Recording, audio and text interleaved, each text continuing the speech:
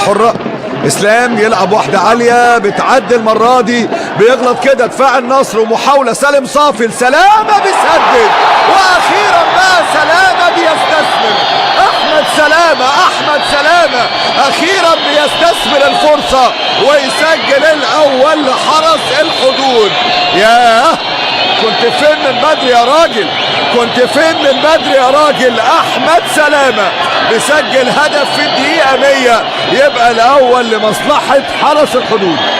هدف غالي جدا وهدف مهم جدا بالنسبة لنادي حرس الحدود في الوقت الحالي عن طريق احمد سلامة.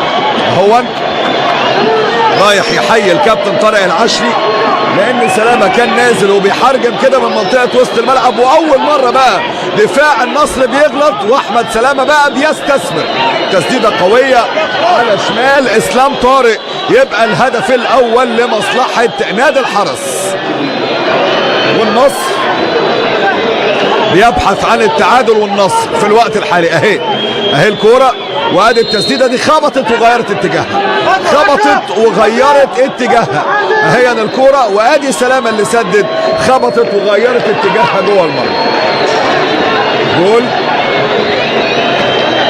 جول لمصلحة الحرس. ادي احمد سلامة اللي قدامنا، لاعب المنصورة السابق ولاعب الترسانة السابق ولاعب حرس الحدود الحالي، واللي كان انضم من فترة كده للمنتخب المصري مع الكابتن حمد احمد صالح.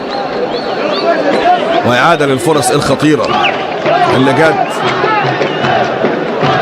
وإعادة للهدف سالم صافي اللي كان مرة الكرة اتشاطت وجت في قدم أحمد سامي وغيرت طريقها في المرمى.